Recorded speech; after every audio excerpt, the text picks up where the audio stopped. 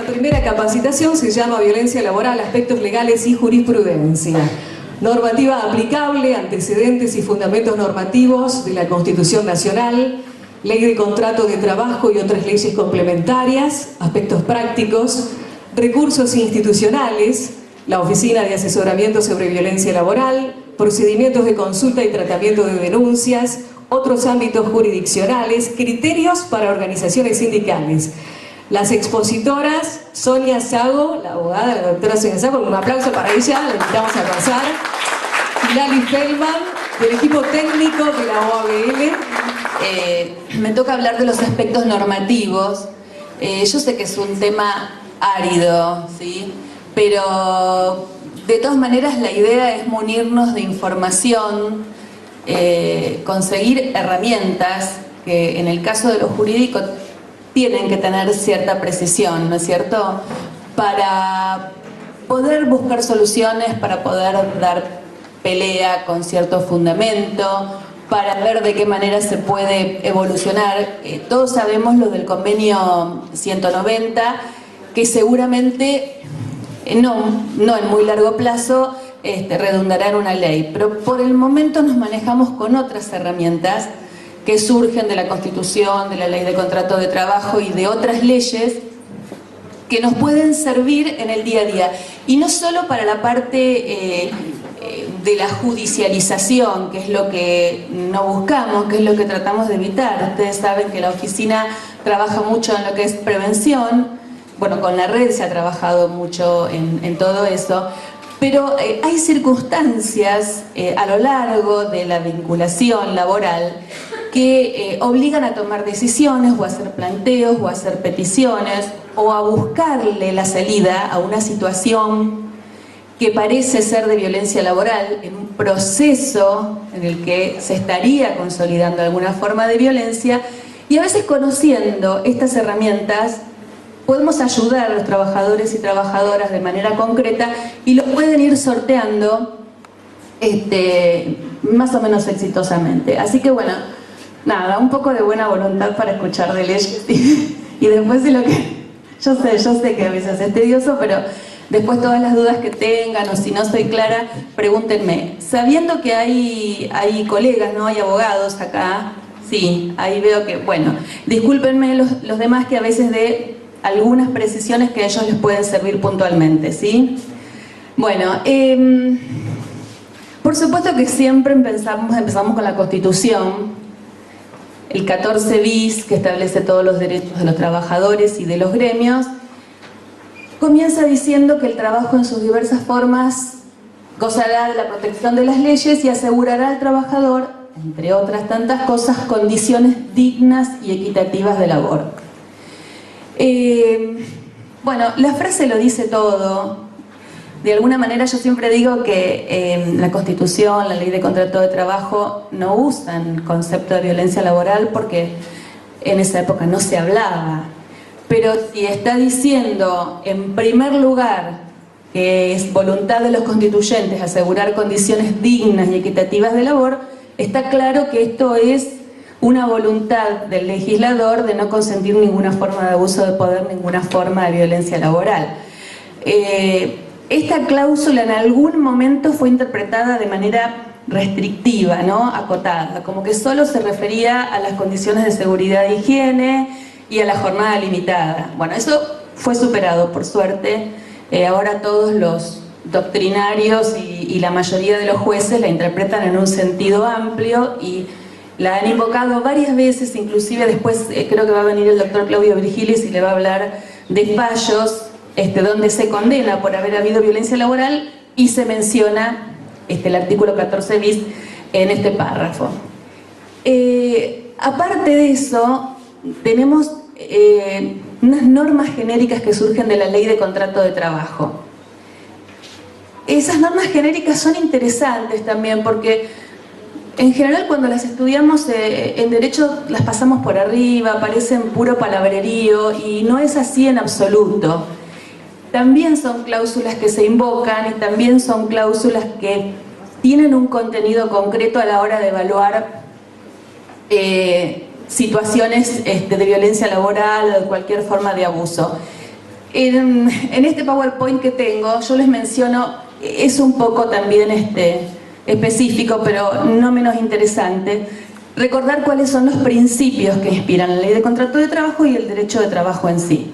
El principio protectorio es el fundamental, es el que determinó en su momento que el contrato de trabajo se aparte de cualquier contrato, como puede ser un contrato civil y comercial, donde la pauta es la igualdad absoluta entre las partes. En el contrato de trabajo se presume todo lo contrario.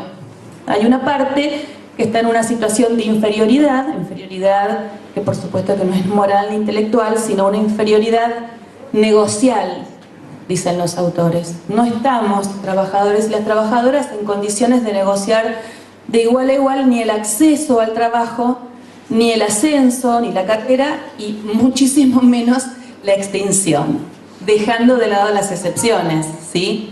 Entonces, esa falta de equidistancia, esa falta de equilibrio, busca todo el tiempo ser suplida por la ley a través de varios mecanismos.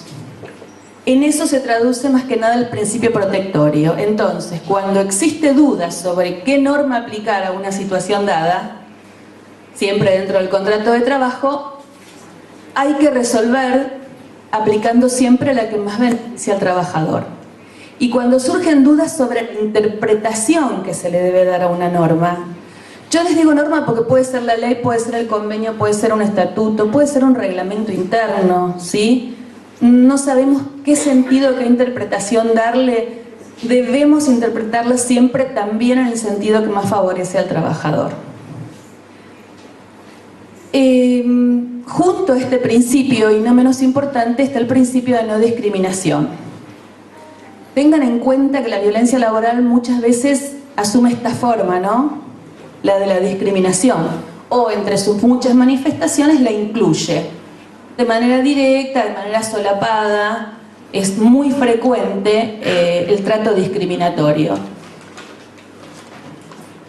La no discriminación es un principio para todo nuestro derecho, por supuesto, pero tiene una impronta muy acentuada en el contrato de trabajo porque al estar inscripto el contrato en una estructura jerárquica, siempre hay grados de poder, ¿no? Gente que tiene facultades sobre otras, que a su vez tienen deber de obediencia. Bueno, en esas situaciones tan asimétricas se puede filtrar más fácilmente alguna forma, alguna conducta u omisión discriminatoria. Entonces, la ley puntualmente en los artículos 17 y 81 habla de este principio, que más o menos lo conocemos todos. El artículo 17 dice en general que no se puede hacer discriminaciones por razones de sexo, raza, nacionalidad, políticos, religiosos, gremiales o de edad. Se los digo rápido porque en realidad esta no es una lista taxativa, sino que con el tiempo se han ido agregando otras variables de discriminaciones arbitrarias que también todos conocemos: preferencia sexual, caracteres físicos, posición social o económica, enfermedades, el padecimiento de enfermedades crónicas. Bueno, en todos los casos en que se nos presente una discriminación arbitraria, está prohibida o vedada, al menos en teoría, por la ley. El artículo 81 afina un poquito más esto, y es interesante lo que dice, porque aclara que se les debe dar igual trato a todos los empleados y empleadas en identidad de situaciones, ¿sí? Igualdad de trato en identidad de situaciones. Entonces, habrá discriminación arbitraria cuando esté fundada en sexo, raza, nacionalidad, algunas de estas cuestiones de las que ya hablamos, pero no cuando el diferente tratamiento responda a principios del bien común. Principios del bien común serían una mayor contracción al trabajo, una mayor laboriosidad. En realidad lo que está haciendo este artículo es permitiendo que se premie, no que se paguen lo que ahora se traduce en bonos, bonificaciones, plus, presentismo, cuando se procura incentivar al trabajador para que tenga un determinado rendimiento, un determinado compromiso con el trabajo. No es que está habilitando a alguien que llega siempre puntual a ser tratado bien en desmedro de otros, ¿sí? Sino que simplemente está posibilitando este reconocimiento en términos económicos. Y la ley de asociaciones sindicales también prohíbe a los sindicatos lo mismo, discriminar a sus afiliados por cualquier razón, que en este caso el acento estaría puesto desde la vista de lo político, quizás sí, más que por otras cuestiones.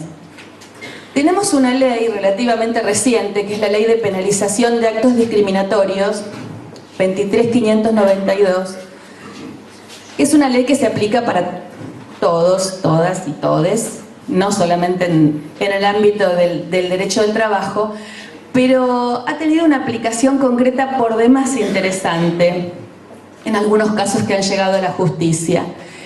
Esta ley, bueno, la de la redacción es un poco rebuscada. Dice que aquel que impida, obstruya, restrinja o menoscabe de alguna manera el ejercicio pleno sobre bases igualitarias de cualquier derecho o garantía que establece la Constitución, será obligado, si así lo pide el damnificado, a dejar sin efecto el acto discriminatorio o a cesar en su realización, además de tener que indemnizar material y moralmente los daños sufridos. ¿Se entendió más o menos? Bien. Lo interesante aquí es que ante una demanda que puede interponer un trabajador cuando invoca que su desvinculación tuvo una raíz, una causa discriminatoria, ¿qué sería dejar sin efecto el acto discriminatorio? La reinstalación.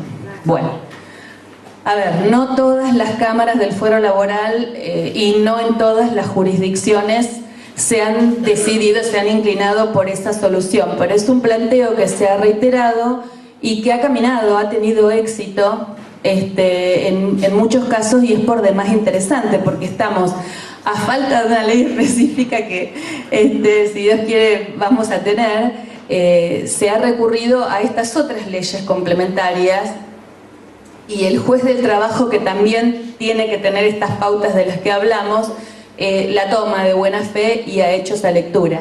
Sí. No, de hecho, ayer incorporaron a... Ah, bueno, qué interesante. No sabía, noticia fresquita. Perdón, el año pasado también. ¿Trabajadores o delegados? Claro, porque en el caso de los delegados, bueno, ustedes ya todos saben, tienen una protección específica y ya desde antes tienen derecho a la reinstalación. A mí me despidieron igual, con fuero. Con fuero, sin el juicio me previo. reincorporaron a las semanas, porque se dieron cuenta que se tenía que pagar.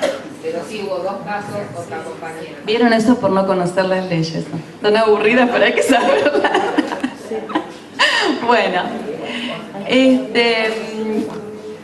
bueno, más allá de estos principios, que son principios algunos propios del derecho del trabajo con el protectorio, también está el de supremacía de la realidad, que es muy interesante, pero bueno, no los voy a aburrir con eso. Tenemos algunos articulitos específicos que nos pueden ser muy útiles en el capítulo que se refiere a derechos y deberes de las partes. No sé si están todos familiarizados con la ley, pero hay una parte que empieza a enumerar los derechos del empleador y las obligaciones, los derechos del trabajador después y sus obligaciones. Bueno, lo interesante acá, ahí está. En primer lugar les voy a contar obligaciones genéricas que van para ambas partes, que son el 62, el 63 y el 68. Estos son los que les había empezado a comentar.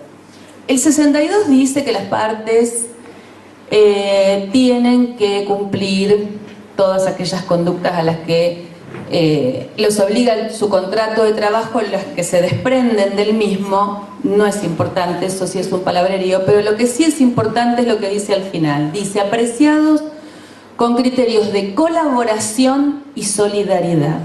Y estas son otras palabras, otros valores que imperan en el contrato de trabajo y no en otros contratos. En los demás contratos, igualdad absoluta, cada cual se atiene a lo que firma, no hay ningún deber de colaboración, sí de buena fe, pero colaboración y solidaridad, esa es la vara con la que se deben apreciar las conductas de las partes en el contrato de trabajo. Esto es muy importante y les digo por qué. Porque vieron que nosotros siempre comentamos y ponemos énfasis en que la violencia laboral siempre se concibe de manera vertical, descendente, y es cierto que en la mayor parte de los casos así se verifica, pero también puede darse entre pares. Nosotros recibimos unas cuantas denuncias, lamentablemente, de violencia laboral entre pares. Entonces ahí es como que uno dice, bueno, ¿a qué acudimos, no? Porque en realidad, en casi todos los casos al que se le pone un límite es al empleador o a sus delegados, que son los que tienen poderes. Bueno, acá está la pauta. En esta obligación genérica, todos los compañeros y compañeras tenemos que actuar en nuestro ámbito de trabajo con un criterio de colaboración y solidaridad, que estarían absolutamente vulnerados en el caso de cualquier ejercicio de violencia laboral. El 63 habla de un deber que sí, no es exclusivo del derecho del trabajo, pero que también tiene una marca muy fuerte para las relaciones laborales, ya que está enunciado explícitamente: el empleador y el trabajador tienen que actuar siempre de buena fe. ¿Cómo se mide esta buena fe? ¿Alguien lo sabe? Para no hacerlo aburrido, tiene que actuar. Sí, es difícil, pero lo que dice la ley es: tiene que ajustar su conducta a lo que es propio del buen empleador y del buen trabajador. Sigue siendo subjetiva la interpretación, pero en los casos más terminantes de acoso sexual, de acoso psicológico, ni hablar de la violencia física, es clarísimo que se ha contravenido este principio, ¿sí? Estos dos artículos también han sido nombrados en numerosos fallos para condenar a alguien por violencia laboral. Los artículos que siguen en general lo que hacen es enumerar las facultades que tiene el empleador como tal y ponerle límites, decirle en qué marco puede ejercer esas facultades, hasta dónde, en qué contexto, ¿sí? Y esto es muy importante ahora sí para las formas de ejercicio de violencia clásicos en vertical descendente. El empleador tiene facultades, tiene poderes, allí donde hay un poder que encima es legítimo, la línea para abusar de ese poder suele estar muy cerquita, ¿sí? Entonces es interesante conocer todo esto para saber hasta dónde puede ejercer estas facultades el empleador y hasta dónde tiene que obedecer el trabajador. Que hay un deber de obediencia, ¿sí? Es un deber sobre el trabajo, nada más, sobre la forma de cumplir la tarea. La primera facultad que tiene el empleador es la de organización y dirección. Esto es obvio, no necesita explicación, si no, no podría llevarse a cabo el contrato de trabajo. Ahora, ¿qué dice ese articulito? Que tiene que ejercerlo de manera funcional, atendiendo a los fines de la empresa y las exigencias de la producción. Anoten esas palabritas que son importantes y agrega: sin perjuicio de la preservación y mejora de los derechos personales y patrimoniales del trabajador. ¿Esto qué quiere decir? Puede dirigir, puede dar órdenes, puede decir: vamos a organizarnos de esta manera, usted hace ese trabajo, usted aquel otro. Sí, por supuesto. Lo puede hacer, siempre y cuando esto sea racional, funcional. ¿Por qué? Porque tiene que tener que ver con las necesidades de ese organismo, de esa empresa, de ese área para conseguir sus objetivos. No con el capricho, la subjetividad de quien ejerce esa función, ¿sí? Yo he escuchado muchas veces en gente que viene a la oficina decir: bueno, no, después que pasó esto y otro me dijo: no te quiero ver más, no te quiero ver más la cara a la mañana, ahora anda a trabajar a otro lado. Bueno, eso no es funcional. Eso es claramente, se desprende de la falta de empatía, de la subjetividad y un abuso de poder por parte de quien está representando al empleador, ¿sí? Y fíjense que dice sin perjuicio de preservar los derechos del trabajador y aún de mejorarlos, es decir que a determinadas empresas o empleadores u organismos que tengan la posibilidad económica de aplicar recursos que mejoren los derechos de las trabajadoras, hasta se les podría exigir eso, ¿sí? Bien, y el artículo 66 también es importante, el ius variandi, que es el derecho de variar, de modificar algunas modalidades o formas de la prestación. A veces nos hacen esta pregunta: ¿puede un trabajador, un empleador trasladarme, cambiarme de lugar de trabajo? ¿Puede? Bueno, a ver, en principio sí, se desprende de las facultades que tiene de dirección de organización. Estaría por demás restringido si no pudiera aplicar absolutamente ningún cambio. Pero otra vez la ley en este artículo dice hasta dónde, de qué manera y dentro de qué límites. Y estos límites son importantes de conocer. El primero es semejante al anterior. Dice, siempre que no implique un ejercicio irrazonable. No me pregunten por qué está redactado así. Te tendrían que decir que sea ejercido de manera razonable, que es lo mismo, ¿sí? Razonable dentro de lo que la lógica de las finalidades de la empresa o establecimiento indicarían. Que no altere modalidades esenciales del contrato, eso lo sabemos, eso sí lo sabe todo el mundo. No me pueden bajar de categoría, no me pueden alterar el sueldo, me tienen que hacer tareas que sean más o menos parecidas a aquellas para las que fui contratado. Eso sí lo sabemos todo. Bien, pero ahora viene una frase que es la más interesante. Y dice, siempre que no cause perjuicio material ni moral al trabajador. Siempre que no cause perjuicio material o moral al trabajador. Bien. En algunos casos el perjuicio es evidente, está a la vista. Trabajo en horario diurno y me avisan que voy a empezar a trabajar en horario nocturno. Ya de por sí está el daño indicado, salvo que yo lo acepte porque tengo algún tipo de compensación o porque me conviene, ahí ya nos podemos oponer directamente a ese cambio. Pero a veces causa un perjuicio que no está a la vista. Y aquí es donde es importante que ustedes puedan asesorar a los trabajadores en cuanto a qué quieren hacer en estos casos. Y me parece importante ponerlo de relieve porque en los ejercicios de la violencia es muy, muy común que ocurra eso. El que ejerce la violencia lo cambia permanentemente de tareas, lo cambia permanentemente de sucursal o de dependencia, no le permite afianzarse en un trabajo, no le permite afianzarse en un lugar, ¿sí? Esto es muy común. Hace poco justamente con Ari recibimos a un grupo que estaban sufriendo violencia y que los castigaron trasladándolos. Entonces nos estaban preguntando, bueno, ¿qué se puede hacer? ¿Se puede hacer esto? ¿Sí? ¿No? Además todos sabemos que depende del tipo de actividad y de establecimiento, hay convenios que particularmente habilitan los cambios, la rotación, porque hay tareas que hasta lo requieren, ¿no? Que es común, pero bueno, si esa rotación o ese cambio tiene que ver con una necesidad, no si es un aprovechamiento para vulnerar más al trabajador que está siendo castigado por todas las vías posibles, ¿sí? Entonces, volvamos a la parte práctica. ¿Qué podría hacer un trabajador si como parte de un ejercicio violento le dicen, bueno, te vas a trabajar a no sé dónde, y esto le causa un perjuicio? Bueno, tiene que comunicárselo al empleador. El perjuicio puede ser por cualquier razón, puede ser porque ese desplazamiento implica mayor viaje o una extensión horaria y no puede ir a estudiar o no puede ir a buscar a su hijo, o lo que a ustedes se les ocurra.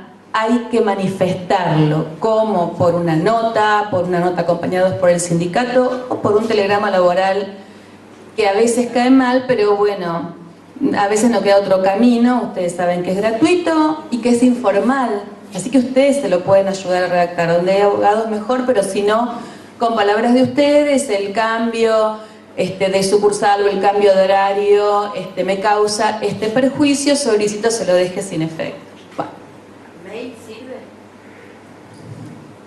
Sí, como principio sirve. Si no tenés reacción, tenés que pasar siempre a comunicación fehaciente, ¿sí? En general los caminos sí, siempre son tratar de que sea primero de una manera menos hostil y después, todo esto va a depender del contexto, no hay situaciones en las que, no sé, yo recomendaría directamente el telegrama, depende de cómo viene la cosa. Bueno, ¿qué va a hacer el empleador? No lo sabemos, ¿no? A lo mejor el sindicato o con nosotros, con la oficina, de algunas de estas maneras preventivas se procura ir reparando la cosa, noticiar a algún superior de lo que está pasando, de esta irregularidad como colofón de otro montón de abusos que viene sucediendo, se puede solucionar. Vamos ahora a la peor hipótesis, que la respuesta sea negativa, que persistan en la insistencia de este cambio. Bueno, el trabajador, dice la ley, tiene dos caminos. Uno es considerarse despedido, como en cualquier caso en que el empleador no cumple, y reclamar indemnizaciones por despido indirecto. Está bien, esto lo puede hacer siempre el trabajador cuando no le pagan, cuando no le respetan cualquiera de sus derechos, las vacaciones, los francos, eso también lo sabemos todos. Lo que introduce este artículo, que es muy interesante, es la posibilidad de un juicio sumarísimo, quiere decir bien abreviado, también esto al menos en teoría, pero bueno, mucho más corto que lo que sería otro tipo de juicio, donde sigue trabajando el trabajador o la trabajadora. Tienen que mantenerle las condiciones que tenía antes de la propuesta de cambio y se espera que el juez laboral resuelva específicamente sobre este tema, ¿sí? Entonces ahí el trabajador, ya sí con el patrocinio de un abogado, dirá, bueno, a mí me quieren cambiar a este lugar o a este horario, yo contesté, acompañó prueba diciendo que esto me causa un perjuicio. Y el empleador, por supuesto, va a tratar de demostrar que el cambio era necesario, que no obedecía. Bueno, eso después se verá y el juez resuelve. Pero esto es interesante porque es una herramienta en la que el trabajador puede reclamar algo judicialmente sin desvincularse, sin perder la fuente de trabajo. Bueno, ¿está más o menos claro este tema?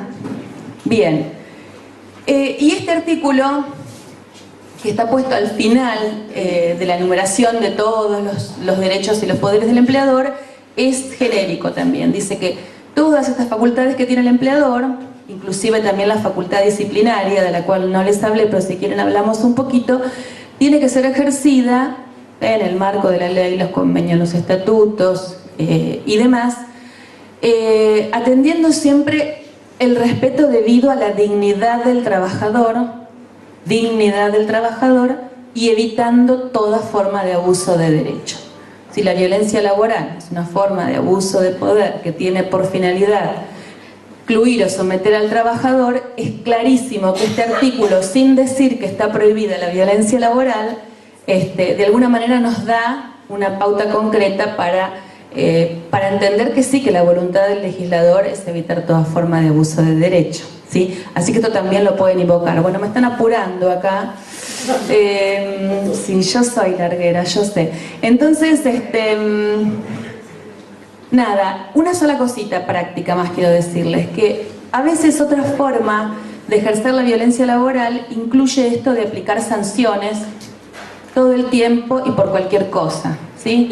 Sanciones infundadas, sanciones desproporcionadas, sanciones por errores nimios.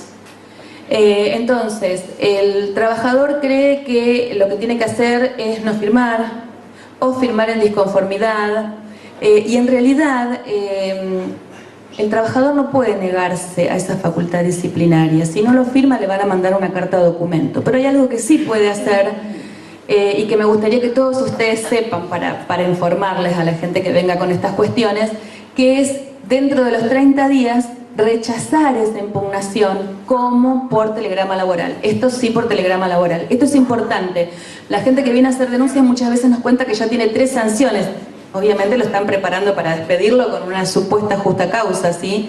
Entonces la ley dice que si pasan esos 30 días y no la rechazó, se entiende que está consentida. Todo se puede revertir, ¿no?, en un juicio laboral, es cierto, pero se nos complica más. Entonces está bueno que ustedes, que son los que están cerca de estos temas, los informen y los ayuden también, repito, si hay un abogado en el sindicato mejor, pero si no, ustedes ayúdenles con la redacción. Rechazo la sanción porque no son ciertos los hechos de que se me acusa, o porque si llegué tarde fue porque no andaban los trenes, qué sé yo. Sí. Luego de firmar la disconformidad, se va y se hace ese telegrama, ¿es así? Sí, si firmaste y no pusiste en desconformidad, sí, no es necesario. Lo que es importante es este rechazo. Ojo, si te lo quieren hacer firmar a una sanción, te deben dar una copia.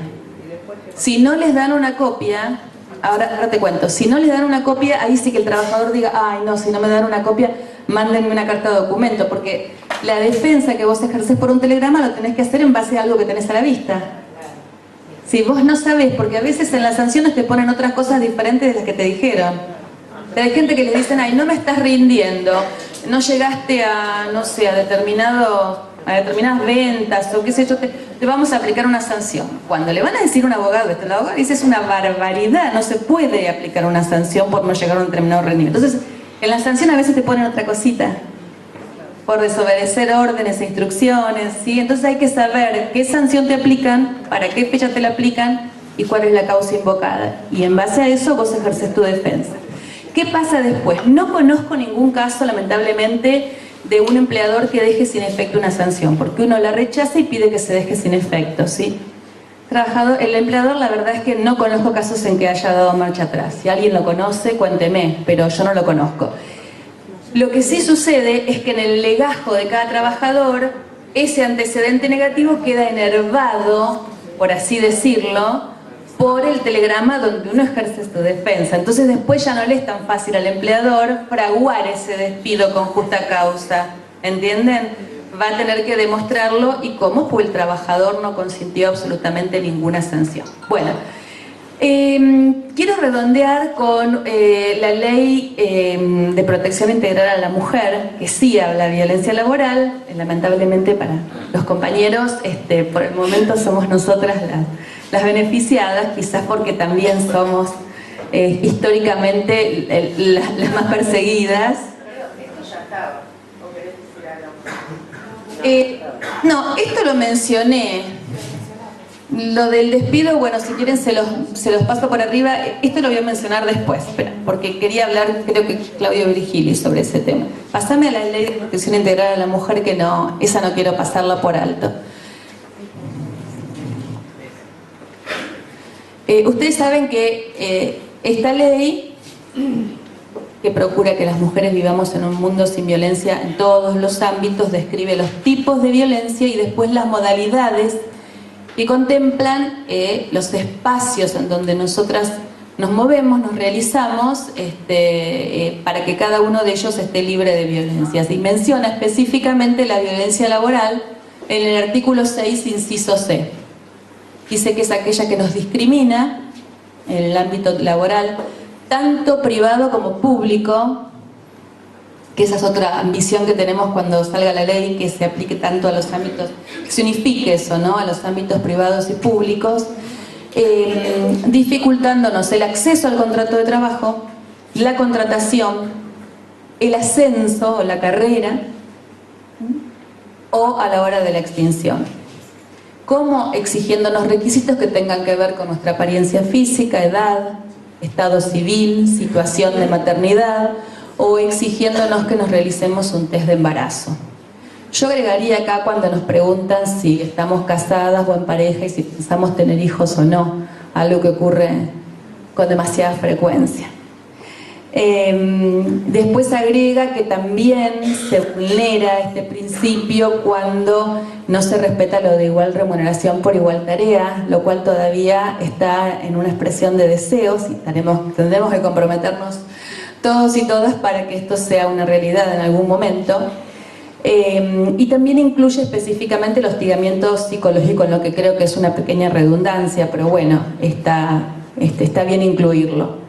De manera que ahora, cuando la víctima de violencia laboral es una mujer, ya tenemos una legislación puntual que puede respaldar nuestro reclamo, ¿sí? Y yo cuando les hablo de reclamo, les repito, no les hablo solo de la instancia judicial, les hablo de una nota que a veces se puede presentar, inclusive con el patrocinio o el acompañamiento de ustedes, ¿no? De una denuncia que se puede presentar en nuestra oficina o en el sindicato o en los espacios que ustedes crean convenientes, a veces espacios que tienen las mismas empresas. Así que bueno, y después Patricia les va a hablar de la convención, del convenio 190 de la OIT, que nos va a colocar en otro lugar desde el punto de vista de los antecedentes normativos, porque seguramente va a ser ratificado por nuestro país y va a obligar a legislar. Y yo, esto es como personal, ¿no? Me parece que tenemos que comprometernos todos, porque es un camino también ese, ¿no? Porque después se traspapelan, hay cosas más urgentes, después hay como que instar. Acuérdense que esta ley también fue producto de la aprobación de un convenio internacional y que llevó un tiempecito legislarlo, así que está bueno que nos comprometamos todos también. Nosotros desde ya en nuestro lugar estamos hace rato acompañando proyectos legislativos que hasta ahora no vieron la luz, pero que seguramente la verán. Bueno, gracias, y cualquier pregunta estoy a disposición.